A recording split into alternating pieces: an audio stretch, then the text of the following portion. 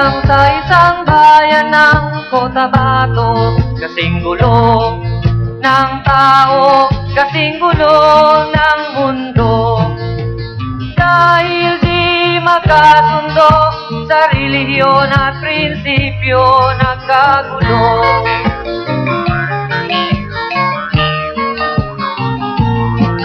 Ang bayan ko sa Cotabato, kasing gulo ng isip ko.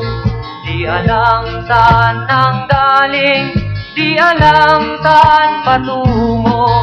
Kapatid sa kapatid, laman sa laman, sila-silang naglalaban. Di ko alam ang dahilan ng gulo.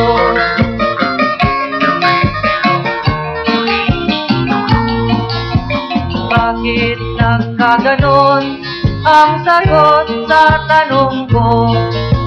Bakit kayo nag-away? Bakit kayo nagkagulo?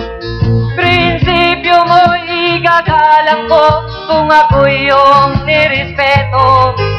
Kung nagtulungan kayo, di sana magulo ang bayan ko. Sa bayan kong sinilangan sa Timog Cotabato, ako ay namulat sa napakalaking gulo. Dahil walang respeto sa prinsipyo ng kapwa-tao, kapwa Pilipino ay pinapahirapan mo.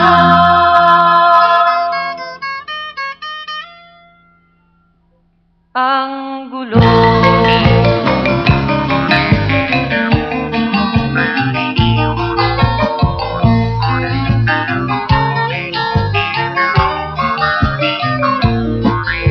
Ako'y nananawagan, humihingi ng tulong nyo. Kapayapa'y bigyan ng daan, kapayapaan sa bayan ko. Bakit kailangan pang maglaban? Magkapatid kayo sa dugo. Kailan kayo magkakasundo? Kapayapa'y kailan matatamo ng bayan ko?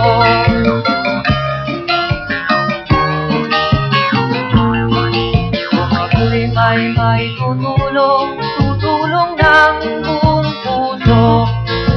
Isara ko'y aming inaalay, kung magkatuloy gamitin mo. Kung ang kalabay walang puso, puso na rin ang gamitin mo. Ituring mong sang kaibigan, isipin mong siya'y may puso ring katulad mo.